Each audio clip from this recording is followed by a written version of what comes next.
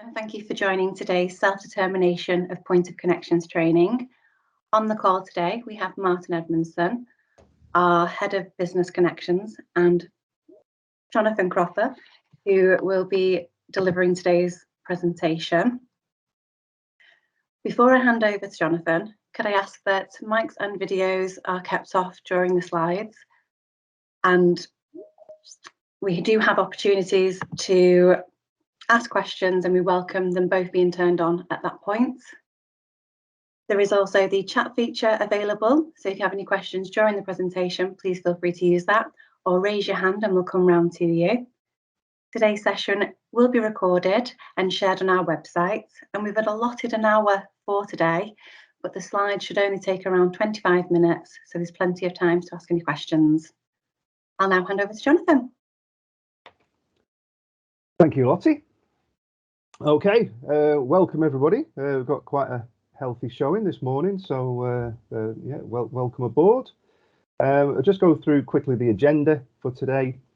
We've done the introductions, as Lottie just said. I'll just repeat. I'm Jonathan Cropper. I'm the contracts manager for the Connections business, and my team and I deal with most of the post-acceptance processes, so competition connections, design approvals, asset adoption, and obviously the contracts. I'll be walking you through the slides today in the process. We'll just go through what we've done to get to this point, to be able to offer self-determined point of connections. Then I'll show you some of the prerequisites for you being able to determine your own points of connection. And I'll walk through the process flow in a few slides, and then we'll have the opportunity. Then we'll just take a pause for any questioning that you might have. But as Lottie said, just feel free to raise your hand or put anything in the chat as you go along, if anything springs to mind, or you've got any questions that you want to ask for that section. The second half of the presentation, I'll just go through some of the things that you need to be aware of, and some of the things that E&W are responsible for in there, like the first pass check, and also go through some of the information that we've provided. And have a look at the standard design matrix, and look at some of the network policies that are relevant and you'll be appropriate for you determining your own points of connection, and then finish up looking at some of the resources that are available on our website for you to browse. Okay, so if we start with the what have we done bit, well, initially some years ago, when we were looking at being able to offer ICPs to determine their own points of connection, we changed our A&D fees to upfront charging. We set out a list of processes that you can follow to determine your own points of connection. We shared a lot of information with ICPs via our website and other presentations such as this in the past. We provided a user guide which is available on our website, which as you can see on the right hand side of the screen there, the self-determined points of connection user guide, that was published in 2017. Not very much has changed since then, but we'll talk through that in a little bit more detail as we go through the presentation. And we also provided and produced a dedicated web page for self-determined point of connections, and that was the link available there. Okay, thank you, Lottie. Okay, so if we just go through some of the prerequisites, first and foremost prerequisite is that you've got the appropriate NERS accreditation, which I'm sure you will all have. The second and most important thing is that if you're determining your own points of connection, the assistance and the process that we go through, which we'll go through in a little bit more detail, means that E&W aren't providing a network study to the same level of detail up front. So any point of connection that you determine yourself, you must accept the risk of that. You must accept the risk that you've chosen ultimately a point of connection that doesn't work for whatever reason, whether that's volt drops, whatever it might be, that the risk is on yourselves. So that's a really important point that you need to take into account. And also, we ask the point of connection that you choose still adheres to the fact that it's the minimum cost to the customer. So whichever point of connection it is, it's the closest point to the customer's site that will actually provide them the connection that they're after. Bearing in mind that the minimum cost design is not always the nearest point of connection, the opposite can still be true as well. It may mean that a point of connection several meters or 100 meters down the road is the ultimately the minimum cost design, even though it could look on paper as if it's not, and there's a LV passing main right by the customer's site. But please design to the minimum cost. And on the right hand side of the page there again is just the process in full, and what we've done over the next few slides, because you just can't read that. So I've split that down into 3 sections. So we'll just walk through the process in a little bit more detail now. So if we start the process, as with any request, you send in a request into the connections applications mailbox. There's a specific application form for self-determined points of connection, which I'll show you the example of it later. But you fill in that form and send that to connections applications as you would do for any other request. That's then recorded by the applications team and it's sent over to a connections designer to investigate. You'll get an acknowledgement at that point. You should get an acknowledgement of receipt of that. You should get a 55 reference number as normal. Once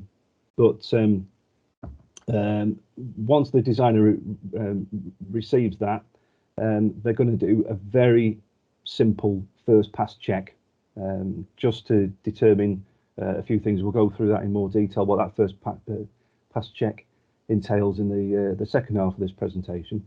But we're just going to do a very initial first pass check and return that findings to you. And then once that's done, once you receive that from your designer, your POC designer, that's the point where you can then decide whether you want to proceed with the point of connection, your self-determined point of connection, or you want to just make a request for a POC into the connections team as normal. So if we go on to the right hand side of that, oh sorry, Lottie, just back. If we go on to the right hand side of that table, there's a decision box there. Do you want to proceed with your self-determined point of connection? If the answer is no, then just apply or for a POC in the normal process. E&W will then at that point complete their network study. And if it's an HV scheme, we'll complete the R form, we'll send that into the data management team and record that as normal, and then issue you with a POC offer as normal. However, for the purposes of today's call, we're going to be looking at you going forward, deciding that point of connection you've determined is something that you want to go ahead with. So if we go down to the next slide in the process. Okay, so if that is, then it's very simple. Notify E&W of your decision to proceed with your self-determined point of connection. If it's an HV POC, you'll have completed your network study in line with the codes of practice and policies, and using the couple of data guides that I'll go through again later on that are available to you on the website. If it's an HV POC, you'll then create and submit an R form, which again I'll show you the template for that a little bit later in the second half. You will then share that R form with your POC engineer. It's usually if it's an HV POC, it will need to go for a network integrity check with our strategic planning team. If it's an LV POC, depending on the voltage required and the load required, you'll just provide us with a POC drawing, which you'll return to us into the competition and connections team. Depending on the load requirements, we'll determine whether it needs a network integrity check and needs to go through the strategic planning team. For loads under 61 kVA, then Code of Practice 226 potentially applies or will apply. Again, in the second half of this presentation, I'll just go through what that actually might mean to you, how you can interpret 226, and how that might help you take that scheme forward as well. So if we move on to the right hand side, sorry Lottie, I keep saying move on. I shouldn't say that. If we look at the left hand side of the screen, sorry, network integrity check. If there is one required, then as I said, it'll go through our strategic planning team. If there isn't a network integrity check required, then we'll just acknowledge receipt of your POC offer and advise that the network integrity check isn't required. And if there is an R form at that point, we'll make sure that it's submitted correctly to the data management team and recorded for the future change to the network. Okay, the final slide of the process, please, Lottie. Okay, so if we remain on the left-hand side, so for the network integrity check with our strategic planning team, they're basically going to do a check to see whether the POC works, whether it's compliant with our policies and procedures, and then they'll feedback that decision. If it doesn't work, then you'll get that information returned to you, or if it's not compliant within our policies and procedures, you'll get that information returned back to you. That returns you back to the beginning of the process, and you can then make an informed decision whether to proceed with an alternative self-determined point of connection, or to apply for E&W to determine a point of connection on your behalf as normal. If the POC does turn out to be compliant, then we'll advise you that that is the case, and we'll record the R form, if there is one submitted, record the R form on your behalf with the data management team to notify them of the future change to the network.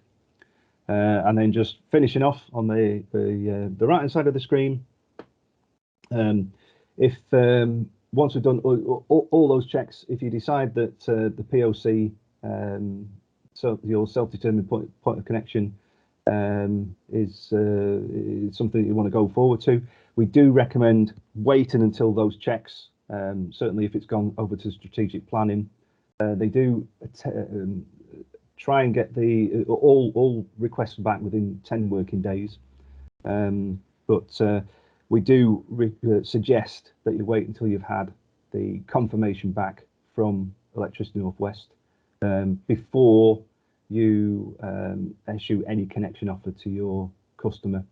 That's only a recommendation, but you know, it would make perfect sense to wait and see whether the self-determined point of connection has been is fully compliant before that's done. But yeah, once you've issued your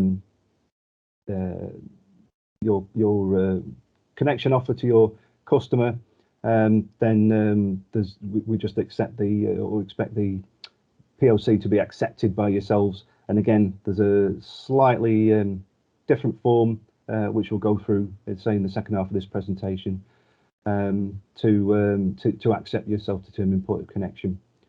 The box on the far right is just finishing off the process from page 1. If you decide to ultimately for E&W to provide your point of connection offer, and then we just move once it's accepted. Then we move into the post-acceptance process as normal, submitting design approvals, etc. Okay, so I think at that point we can pause for any immediate questions. Lottie, have we had anything in the comments? What about agreement to be able to do the self-determination? Shouldn't be agreement between us as ICP and ENW. Sorry, Gert, do you mean in what respect an agreement? So us specifically, we do it many times. We were looking to doing it for fiber cabinets, so it's going to be unmetered supply. So is the agreement apply only for unmetered supply? Yeah, well, the unmetered process is completely self-determined. Yeah. So that's separate to this, but the unmetered process, you would always determine your own point of connection. I guess that follows 226, which is the less than 60 kVA approach, which we'll go through in a little bit more detail at the end of this. But yeah, there is a separate process for unmetered services, which is, say, entirely self-determined. Okay, so the agreement will be similar, and the agreement will come beforehand, before all of this. You mean by an agreement? You mean an adoption agreement? Yeah, sorry. Oh, okay.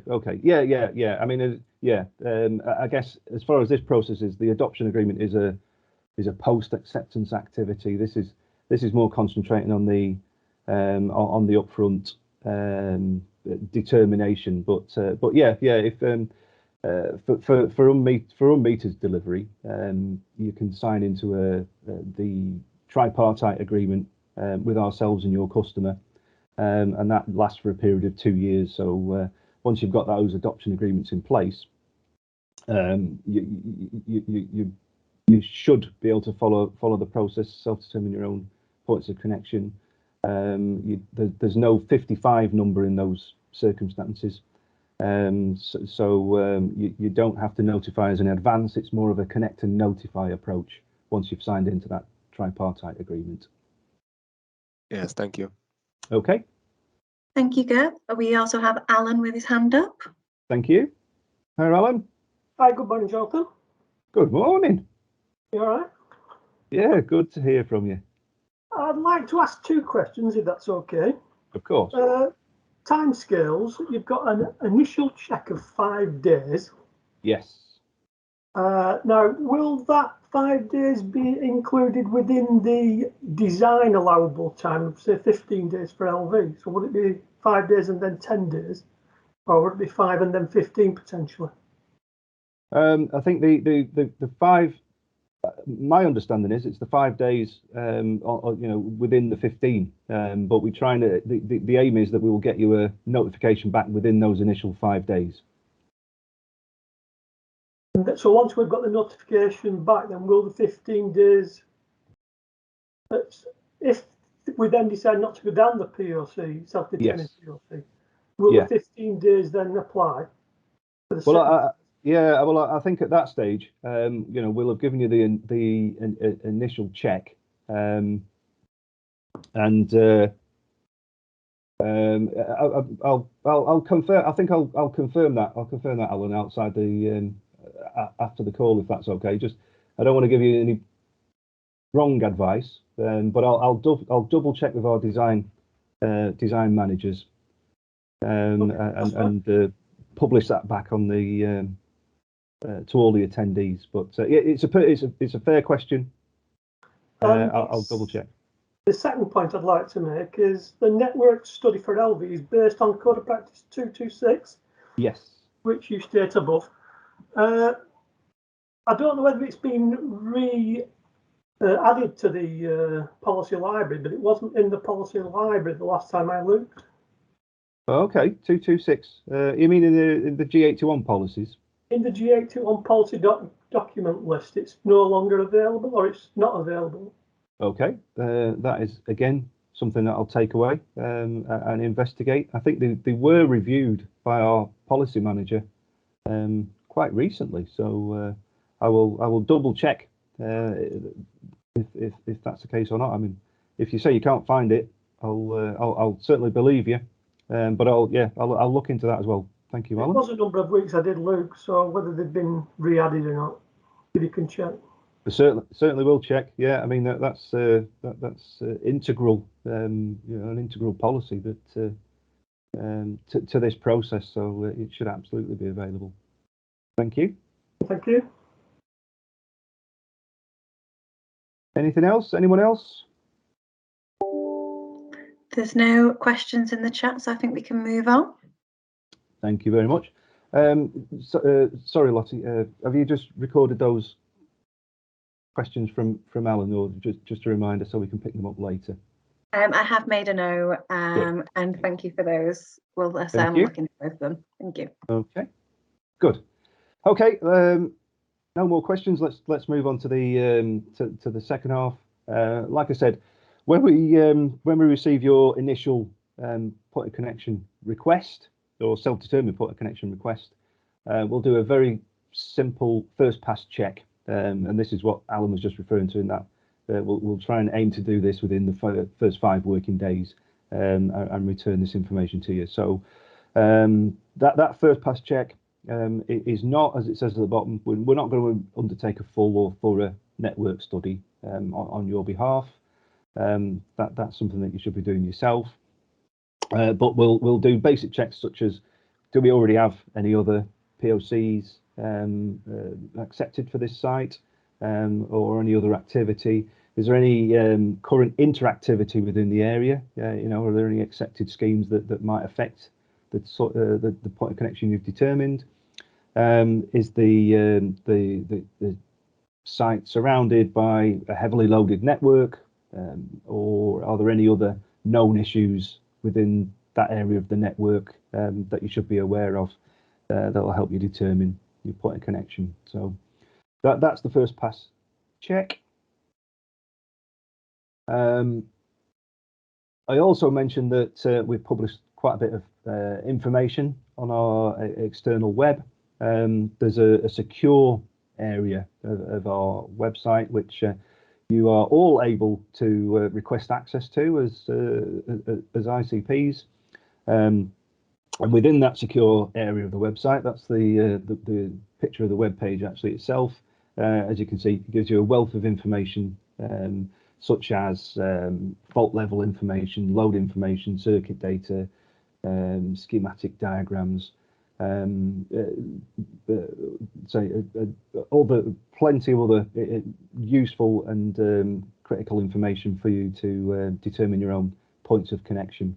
I should mention at this point as well, I think about 12 months ago we did launch our Network Asset Viewer tool, which is also available on the competition and connections pages of our website.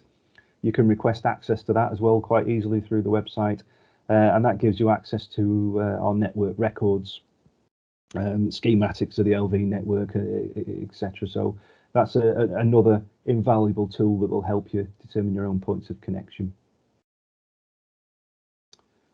Okay, Lottie, next slide. Okay, the network integrity check. So like I said, how do we determine whether your point of connection needs to go for a network integrity check? This table shows us our decision making. So anything EHV and anything HV above 500 kVA will be subject to network integrity checks, and anything LV above 100 kVA or that's greater than 25% of the feeder rating will also be subject to a network integrity check as well. Most LV lower than 100 kVA of demand won't require, or I think it's 100 kVA, yeah, lower than 100 kVA won't require a network integrity check. Okay, I also mentioned Code of Practice 226, which we will check. It is available on our website. For a standard design matrix for these are suitable, 226 is suitable for loads up to 60 kVA, or three-phase loads up to 60 kVA, or single-phase loads up to 20 kVA.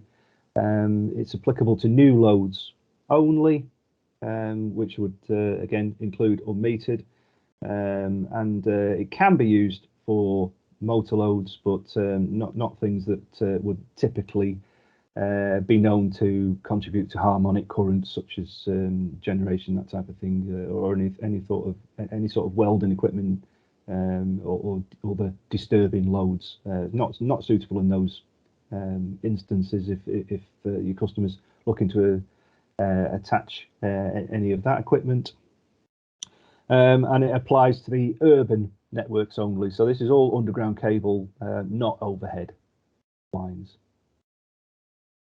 So just if we look at the next slide in a little bit more detail, this is just an example, imaginary example. Yes, if we go through the logic, this flowchart is actually published within the guidance for self-determined point of connection as well. So yes, we've got a connection that's less than 60 kVA. We found an LV passing main 3-core 300 waveform all the way back to the substation. The distance from the sub is less than 230 meters. Yes, we're looking to install a service cable that's less than 30 meters, and we believe the spare sufficient and spare capacity on the transformer. If those are all applicable in this instance, then all the Code of Practice 226 checks have been satisfied, and we can take the connection from the passing main without a full network study. Okay, next slide. This again is another page out of the user guidance, and this is just highlighting all the relevant codes of practice that you might need out of G81 Library in relation to determining your own self point of connection. And I say we won't go through all those today, but on this slide deck as well, there's a link to the G81 policies, and the G81 web page itself is available through our competition and connections pages on our external website. I also noticed that there was a specific application form for determining your own points of connection. This is what it looks like. There's a pictorial view of it, and again at the end of the presentation we'll just go through the web page itself, and I'll show you exactly where you can find this form on the website. I also mentioned the R-form template, so for any changes to the HV network, if you determine your own point of connection, you will need to provide us with a completed R-form template. The template, again, I'll show you where that's available on our SDPoC pages on the website. This is used. We submit this to data management in advance of any changes. This is the initial notification to data management that something is imminently changing on our network. This form has been in place for many years now, and usually it's the HV POC engineer that will complete this template on your behalf and submit it to data management. But as part of this process, as you are the HV designer in all intents and purposes in that respect, we expect you to provide us with a completed R form. To help you do that, the data management team have published a couple of very useful booklets. Again, I'll show you where these are available on our website. These are very useful for completing the R form, but also very useful anybody who's providing E&W with ASLAIDs should already have these printed off and handy on the desks, or available in some sort of electronic format to themselves. There's a wealth of information.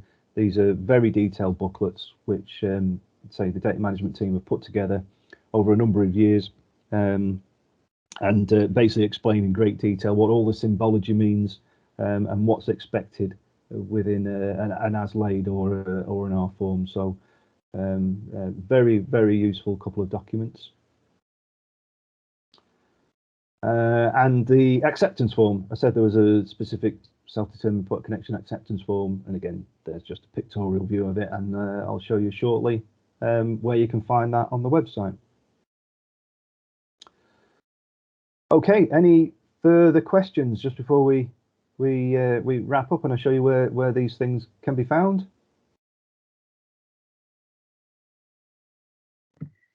Yep, we have a hands up. Okay. Hi, it's just regarding the LV point of connection, a question which we usually get from the data which we get from you regarding the fault level, voltage drop, and earth loop impedance in the point of connection. Okay. So once we self-determine the point of connection, would we Yes. getting this information from the R form which you have just showed, or is it some different type of calculations which we have to get? No. Yeah, so the R form is only applicable to an HV point of connection. But that information is part of your own design checks, I guess. So part of some of the information, if you remember the web page that I showed you, which is in a secure area of our website, which you can request access to. That library will give you some of the information that you're going to be needing and will require to make your own analysis and ensure that the point of connection that you've selected will basically work and provide your customer what it is that they need. You know, there's not going to create any issues upon the network, any volt drops. It works for you and for your customer. So no, all that information is going to be provided by yourself. That's where I said right at the start of this, E&W won't be doing that as part of the. We would do that if you're asking us to provide a point of connection offer for yourselves. But really, as part of this process, you're going to be responsible for providing that and determining that yourself. Right. That answers your question. Yeah. Say if we say the secure area, if you haven't got access to the secure area of the website, then you're going to find that information invaluable to determine your own points of connection. I recommend that you do that at the earliest opportunity.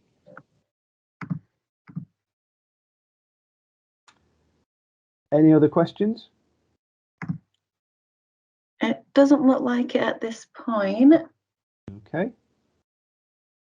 Okay. Well, we'll just move on to the next slide then, Lottie. This is just as I said, this is the website. This is the web page. There's a link on this screen as well, but that's the long way around. So if you're on our if you're on the E&W home screen, it's the Get Connected, Composition Connections, Information for ICPs. If you go towards the Contestable Activities link, then you will see a link to the Self-Determined Point of Connection pages of our website. And this is exactly what it looks like. So as I said, on here, you've got access to those data management user guides. You've got access to the R form, the self-determined point of connection application and acceptance forms, and so other links as well available through this. But this is part of the dedicated self-determined point of connection page of our website. This is the information at the bottom of the screen, which gives you all the links to those documents. Okay, and I think that about wraps it up, unless there's any final questions from anybody about the process.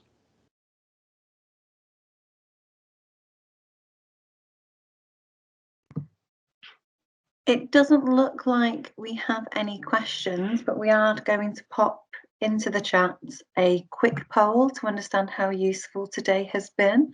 So we'd really appreciate getting your feedback. So if you can stick around to answer that would be great. Okay. Thank you, Lottie. or if you have any comments, please feel free to pop in the chat.